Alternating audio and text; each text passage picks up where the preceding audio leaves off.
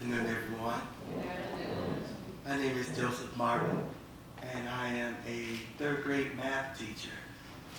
I have a very diverse background in teaching. I've done some teaching in some of what would be considered the worst schools, and I've done some teaching in some actually rated very good schools.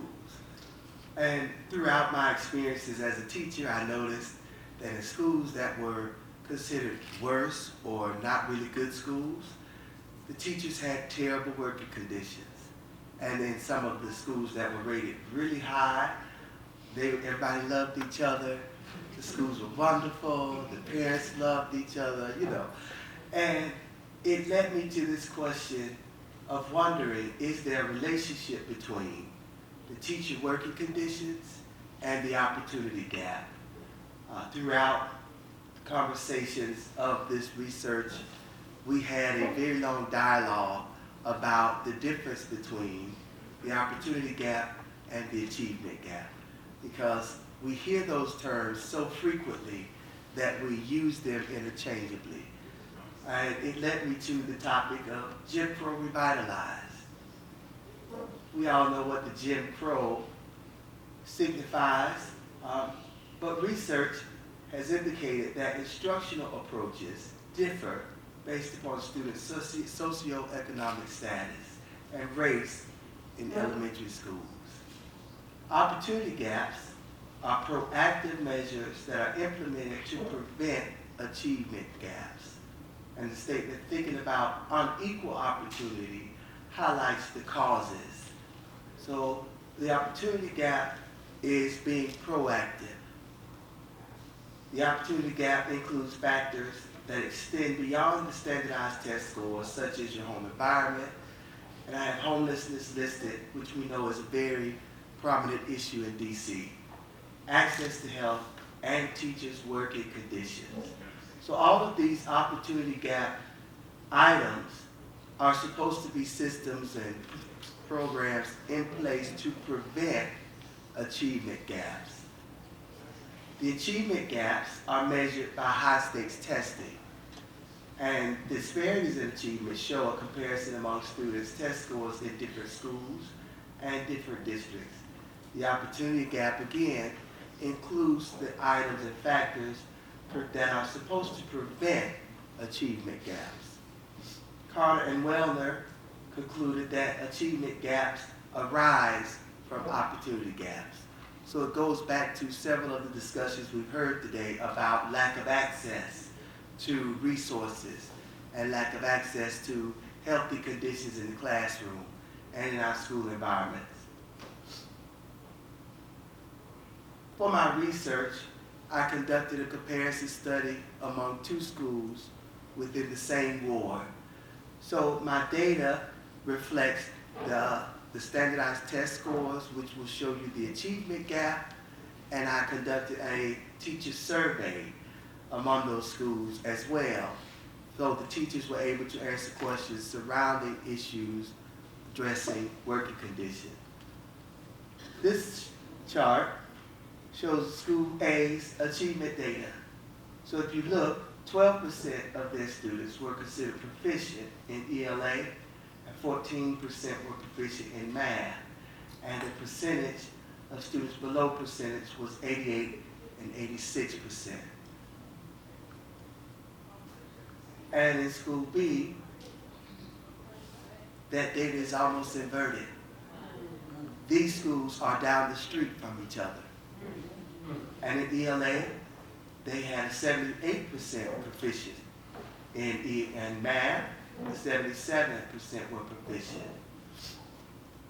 These are those schools' demographics. School A had 86% students black, and the blue represents Asian, the turquoise represents Hispanic, the lime green represents white, and the orange is multiracial. In school B, they had 17% black and 69% white. So if you look, the demographics are almost just as inverted as the achievement scores. These were the 4 topics that my survey covered.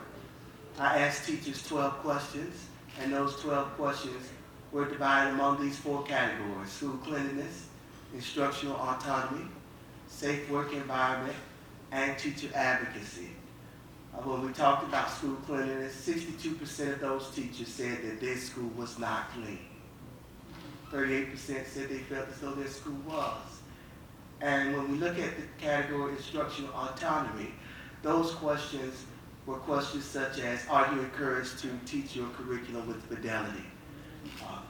Are you allowed to incorporate your own ideas into the instruction in your classroom?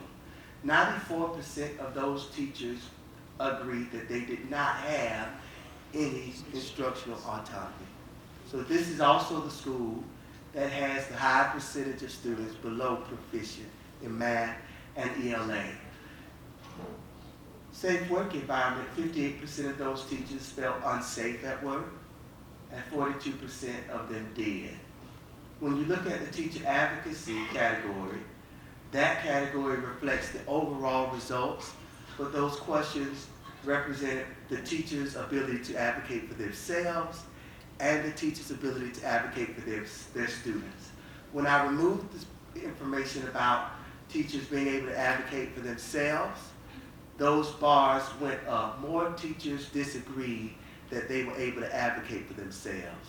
Those categories are equal because they also agree, all teachers mostly agree that they could advocate for their students.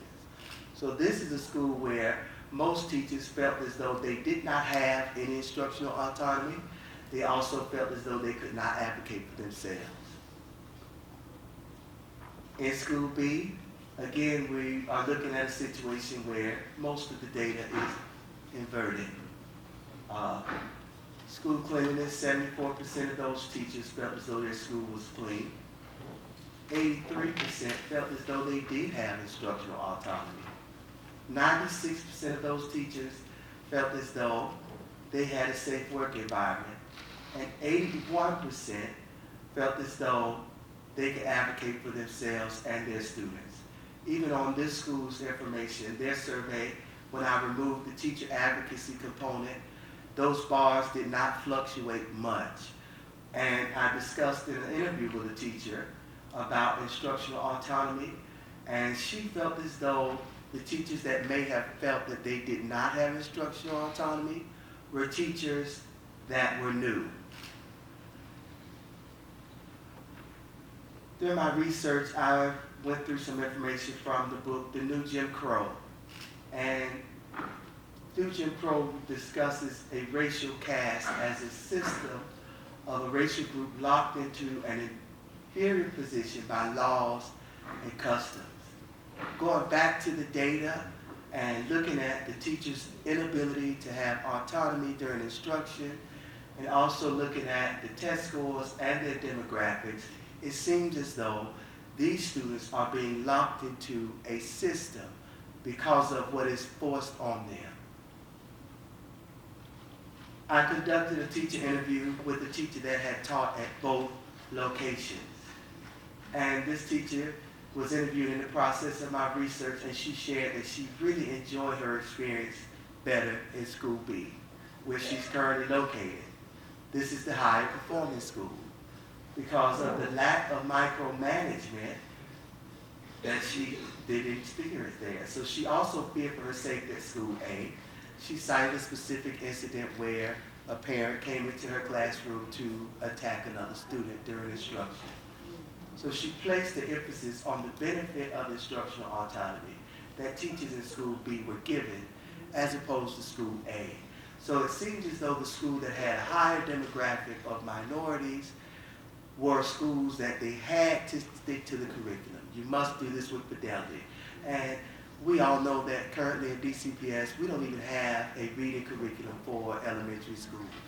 So for them to stick to a curriculum that is not research-based shows their investment in the population of Black and minority students.